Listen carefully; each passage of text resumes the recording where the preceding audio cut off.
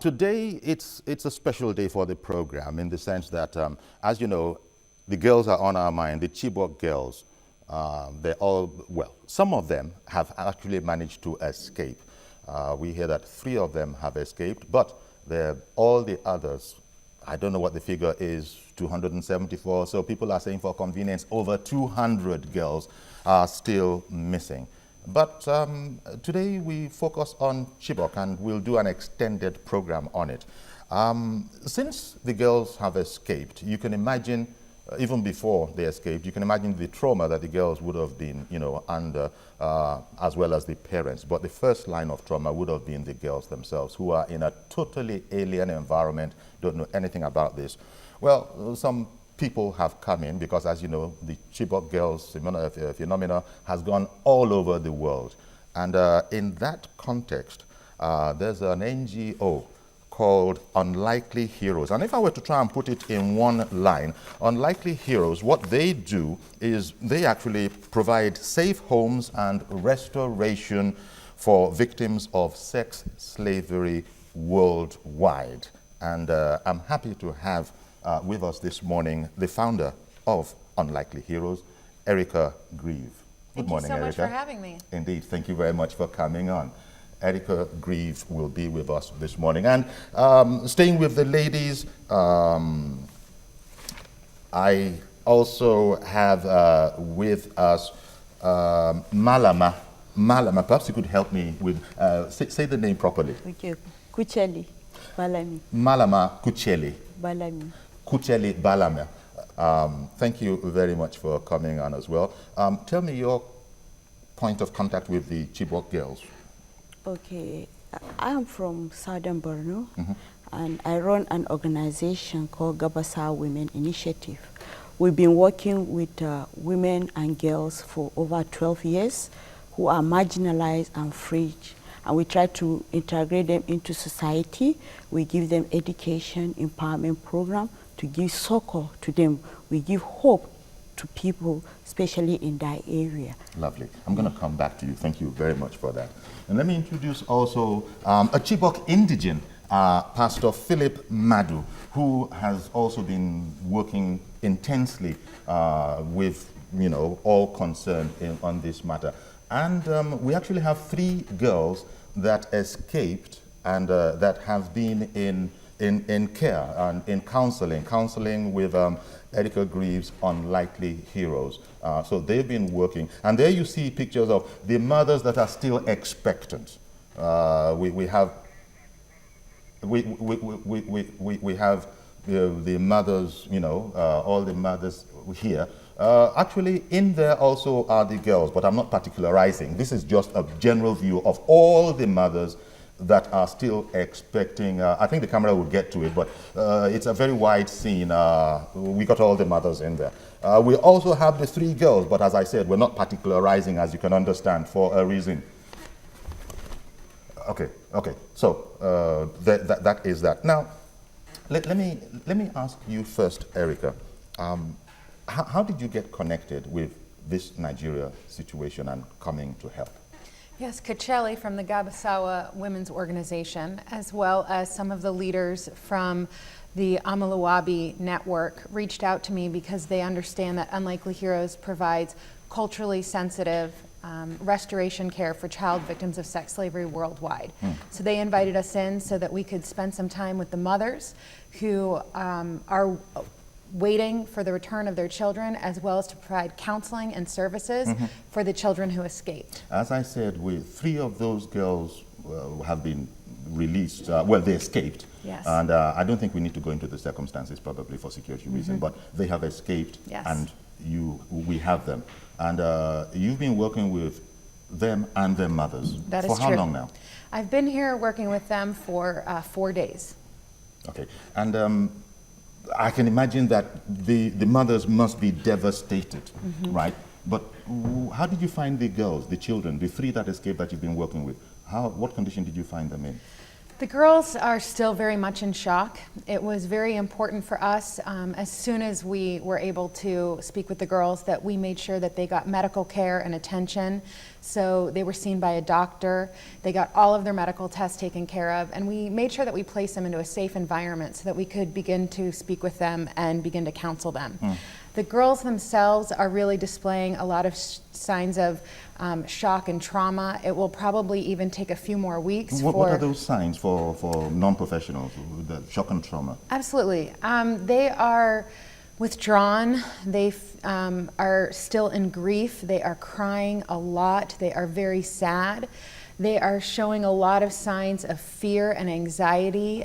Just at the mention of the trauma, at the mention of the day that they were kidnapped, you can see the fear and the panic fall over their face. We spent some time actually doing art therapy with them, and one of them actually drew out and referenced the day that everyone was taken, and you could see the pain and the fear that was on her face from remembering that day. Okay, actually that's a shot of the 3 girls that escaped, the 3 Chibok students that escaped and have been since been receiving therapeutic care from them. And Pastor Philip Madu, as I said, you're a Chibok Indigene, so you know the terrain. Is there a sense in which you know some of the girls that are missing now?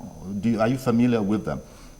Yes, of course, I know many of them, because even my brother's daughter, 2 of them are still yet in the bush. So almost all of them, I know them because I am an Chibok Indigene. I was born there, I grew there, and I am pastoring a church, particularly presently in Chibok, even now. I want to make mention that we Chibok people, we are people that before we will open our mouth and say that this thing has happened to me, we make sure it has happened. But I wonder, I don't know how so many of us in Nigeria, some will even make mention that it is a lie, but our daughters are not adopted. And it is only God that will intercede. And by the grace of God, we are still trusting Him that one day, people who are saying that our daughters are not adopted, they will come and see with their eyes when the girls return. Okay. This is our belief. Thank you very much. In fact, I'll tell you something at home. As we were waiting to go on air with this program, you know this thing, Bring Back Our Girls, that 60 seconds thing that has been going on forever, which we are very happy to put on there. It was quite traumatic to the mothers themselves, and so we had to actually not exactly take it off, but turn the monitor away from them because they started to get traumatized and all emotional and started to get weepy when we brought up that picture about Bring Up Our Girls. But Malama Kucheli, let me come back to you. Gabasawa Women and Children's Empowerment Initiative. You appealed to Omoluabi, which is a cultural organization. You appealed to them, right, for help? Yeah, because people, they've been hopeless, nobody hears them, nowhere to go. So one of the members is, we are familiar with each other, so I told him that some of our mothers, most of the mothers are suffering, they are BP, they are dejected. So I said, what can we do to reduce their pain? What can we do to bring succor to these people? Because we don't want the mothers to die before their daughters come back. So we need something that will reduce their pain. Because Gabasawa Women and Children, we've been working with this kind of people that are marginalized, people that are voiceless, people that do not have hope.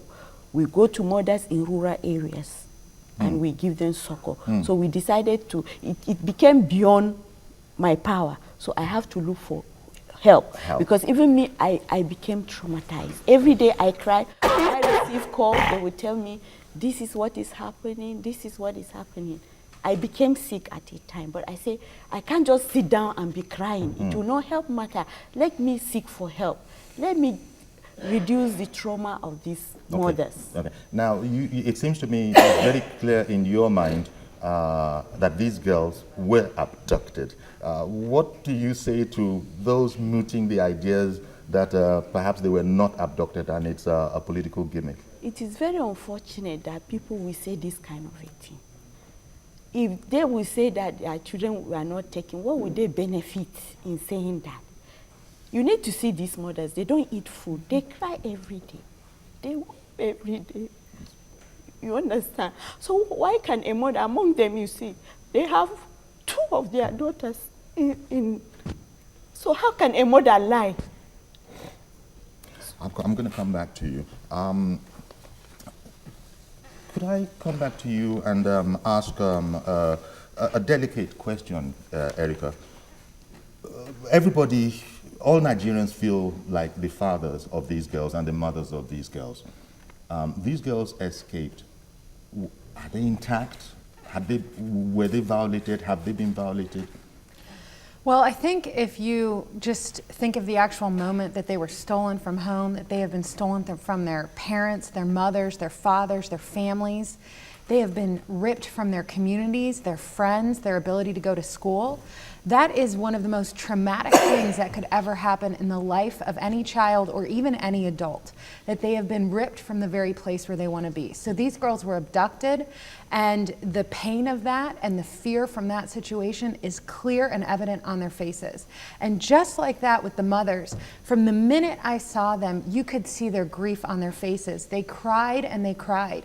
And they came all the way from Chibok. They came all the way here, risking their lives because they wanted their voices to come forward to demand the release of their daughters. And they brought their lives and their voices here so that they could say, bring our girls back. Indeed. I hear that. How long is this going to take? But I know this is not something that can be done in 2 or 3 days.